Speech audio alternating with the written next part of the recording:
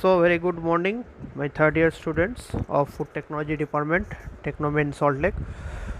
Hope you all are doing well at your home under this situation of lockdown, national lockdown due to the coronavirus problem throughout the world, and I would request you to follow the government instructions and follow government official websites for any informations related to that.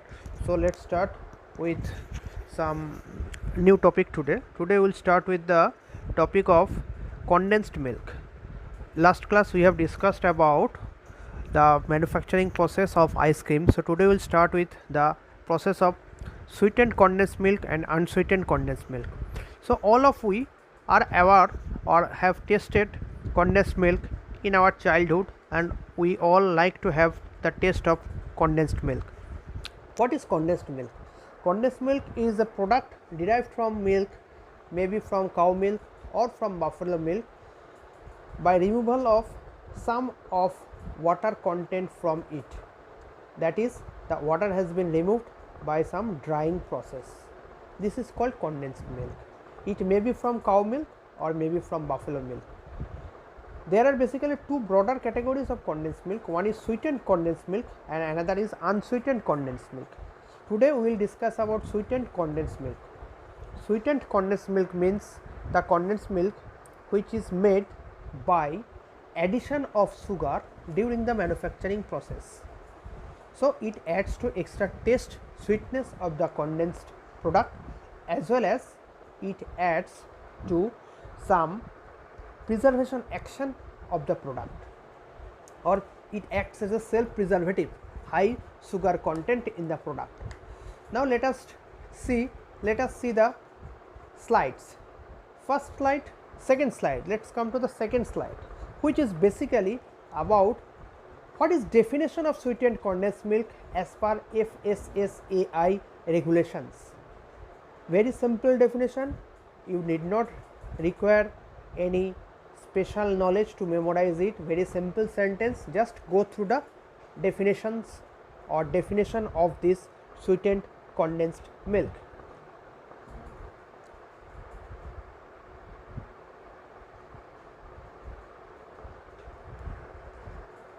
Now let us come to the slide number 3, which describes the specifications of sweetened condensed milk. You see the table, the different products like sweetened condensed milk, sweetened condensed skimmed milk, that means it is made from skimmed milk, sweetened condensed partly skimmed milk, that means sweetened condensed milk which is made from partly skimmed milk, and sweetened condensed high fat milk, that means the sweetened condensed milk which has high fat content. The fat content you see are 9%, max not less than 9% in the first one, not more than 1% in the second one, not less than 3% and not more than 9% for the third one, and for sweetened condensed high fat milk it is not less than 16%. And there are other parameters also like milk solid and milk protein in milk solids, non-fat, milk protein in milk solids, non-fat, all are mass by mass ratio. So this is FSSAI specifications. You just go through it, just look at the specifications. Next part is how it is sweetened condensed milk made. There are two methods. One are the traditional method, that is the older method, and second one is the new method, that is the modern process. Let's start with the old methods, that means traditional method. Slide number 4. The processes are: milk is taken, it is pasteurized. During the pasteurization step, dry sugar may be added, or sugar may be added in the form of sugar syrup during evaporation stage. Evaporation after pasteurization, you see the flow chart. After pasteurization, the next step is evaporation, where water is evaporated to give a desired solid content. Evaporation is basically done under vacuum, that means at lower pressure, atmosphere less than the normal atmospheric pressure, and we all know as the atmospheric pressure is reduced, the boiling point of water gets reduced. So at lower pressure the water gets evaporated even at lower temperature. That means if the temperature of the evaporation is less, then there is lower possibility of nutritional loss of the product, and there is lower possibility of development of unwanted burnt flavor into the product. After evaporation, the next step is crystallization. During crystallization, what is done? Some lactose crystal intentionally is added to the product so that lactose gets crystallized during this step. A faster crystallization, so that very small lactose crystals are formed, so that when we consume the product we don't find any gritty texture or any sandy texture of lactose crystals. Otherwise, when condensed milk will be kept at lower temperature, during that step the lactose will crystallize and large crystals will be formed and we will find a sandy texture in the product. To overcome this problem, initially during the process lactose crystallization is done by adding some seed. This is called seeding process. Internally from external source some lactose crystals are added to make the crystallization faster, and then it is packed. Now let us describe the process gradually. Slide number 5. The raw milk, you just read the slides which I have given you, and I am just giving a brief idea about the slides. The milk is collected in a refrigerated tank, then the basic tests or platform tests are conducted, then milk is clarified and it is then pasteurized. Pasteurization process may be of two types. You know pasteurization. What is pasteurization? It could be a high temperature short time process where milk is heated to 161 degree Fahrenheit or 71.6 degree centigrade for 15 seconds at least. This is the minimum requirement. Basically, to maintain proper HACCP of the system, we keep 2 or 3 seconds buffer or temperature slightly higher than this, so that never it falls below the pasteurization requirement. Or there is ultra high temperature or UHT heats the milk to 138 degree centigrade for 2 seconds. So this is the pasteurization, and the time temperature requirement means the all parts of the milk should be held at that temperature for that minimum period of time. This is the basic requirement of pasteurization. Then the warm milk is piped to an evaporator through the process of vacuum evaporation. This is the evaporation where pressure is kept lower than the atmospheric pressure, so that the boiling point of milk is lowered. It may be lowered so as to bring the boiling point of milk to 40 to 45 degree centigrade. As a result, the milk is concentrated to 30 to 40% solids. You must remember that this low pressure, I repeat, low pressure evaporation facilitates the removal of moisture from the milk at a lower temperature, so that the nutritional quality and flavor of the milk is retained to a greater extent. So you please go through the slides from slide number 2 to 5 once again, and then I will start my next description. So now let's come to slide number 6. Next step is the homogenization process. Homogenization is the process by which under pressure the milk fat particles are broken down to very small size fat particles. It is done by a homogenizer in which the fat globules are distributed into minute particles. The beneficial effect by this is it improves the color and stability. In some cases, the pre-measured amount of stabilizing salts such as potassium phosphate is added to milk. In this process, for its smooth and creamy texture, we see that condensed milk has a very smooth and creamy texture. To improve this, some amount of stabilizing salt like potassium phosphate are added to milk during this stage, and this stabilization causes the milk to give a pale tan, a yellowish color is developed also, and during this phase, in some cases, if required, the milk is passed through a series of ultraviolet lights so that vitamin D is fortified into the milk. The next step is the pasteurization process. You might have seen that there was a pasteurization process in which it is the milk which comes to the plant is getting pasteurized. This is for general. This milk might be used for cream preparation. This milk might be used for any other processes. This milk might be used for processing of pouch milk. So general pasteurization when milk comes to the plant. But this next pasteurization step, slide number 6, the step number 5. This is the pasteurization of the sweetened condensed milk. How it is done?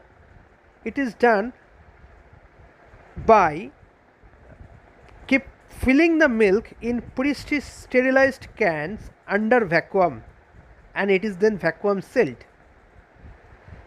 The milk is flash heated to about 85 degrees centigrade for several seconds,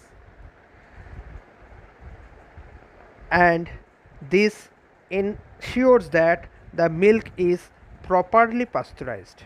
The composition of the milk, that means the milk along with other constituents, is completely pasteurized.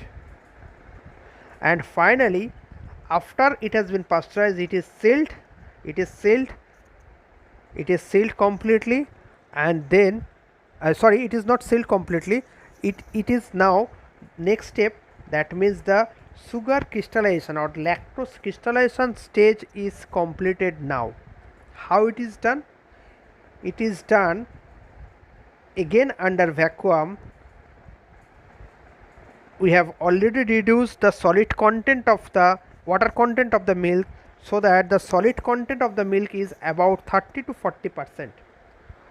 We know initially milk had 12% solid around, but after evaporation it is now having 30 to 40% solid. That's why it is called a condensed milk, sweetened condensed milk.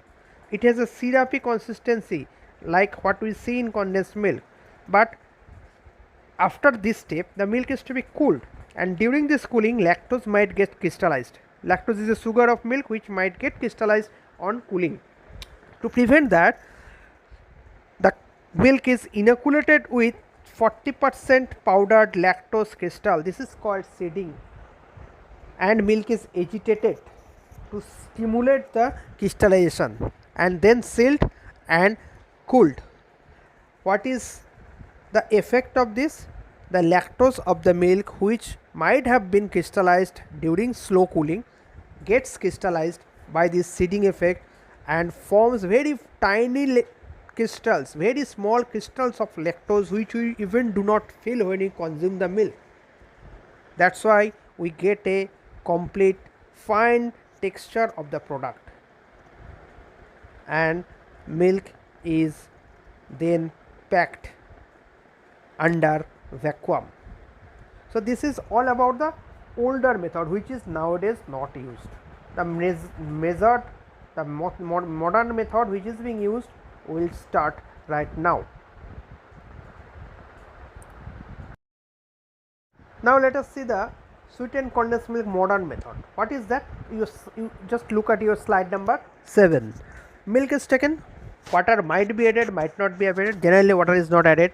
Addition of SMP, full cream milk, powder, butter, oil, etc. These are the desired requirements. Sugar is added, all are mixed. So this is called reconstituted concentrated milk. Reconstituted concentrated milk. Then next step is homogenization, pasteurization, crystallization and packing. These are the basic steps. Let's start the steps first.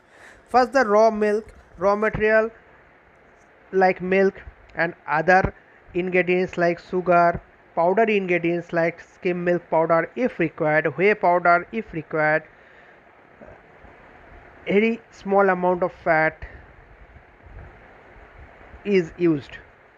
All of these materials should be mixed at a temperature of 50 to 55 degrees centigrade in high speed mixture, because the total solid in the mixing stage has reached 68 to 70%.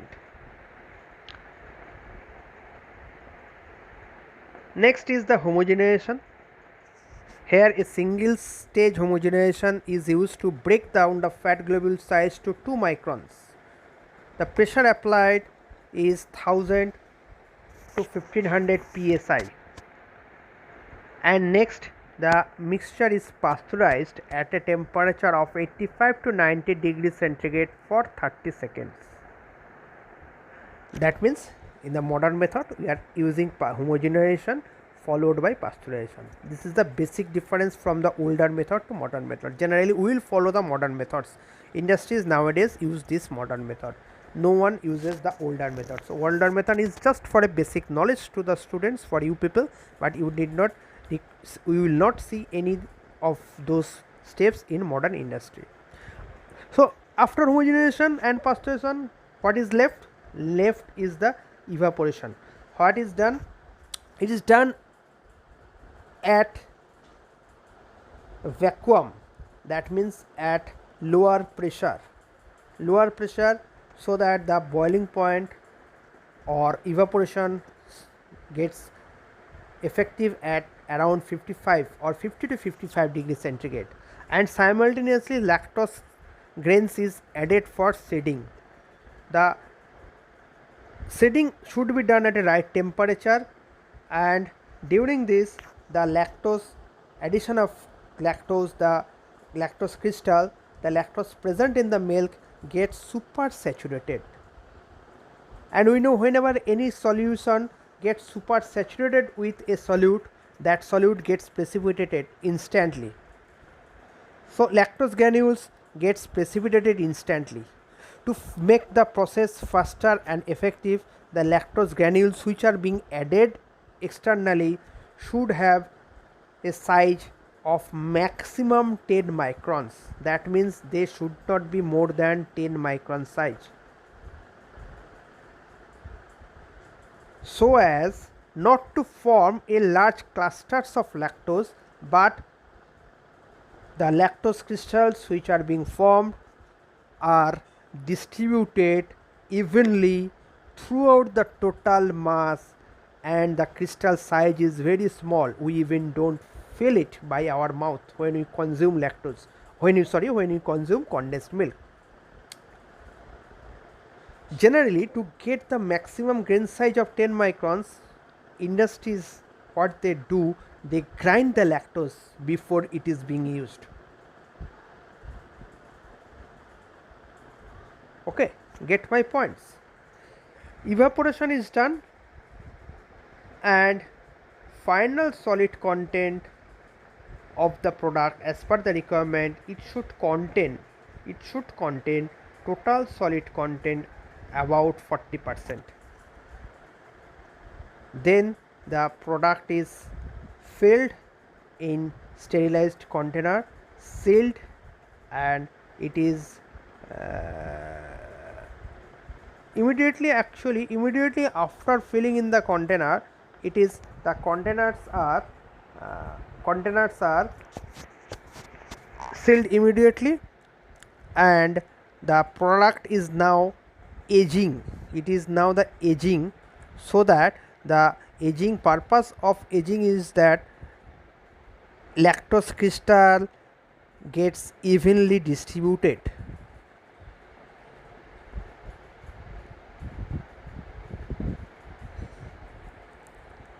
It may take 2 to 3 hours. After that, it can be distributed for the consumer. The canned condensed milk, sweetened condensed milk, can be distributed for the consumer. Condensed milk, sweetened condensed milk contains higher amount of sugar content present in it, as well as it is having a very lower amount of water, so it does not require any further preservation technology. We have evaporated the moisture content, extra amount of sugar is present there, so it does not require any sterilization for its preservation. But for unsweetened condensed milk, or commonly known as evaporated milk, we use sterilization process for the preservation of this product, which we will discuss in the next class. So for the time being, I once again request you to go through the slides right from slide number 1 to slide number 8 gradually, and again listen to my speech very carefully so that you can understand it. Obviously it is not possible to give a clear view like face to face interaction in the classes which we do conduct, but due to the present situation, we have to adjust it from home. So I am giving you a voice through my mobile phone of the lectures, of the slides which I have made. You just listen to my lectures using your headphone or mobile and see the slides in your computer for a better idea. And after that, if you have any doubt, please convey this doubt to me through your class representative in a written format through mail, so that I can answer your questions also. Thank you all.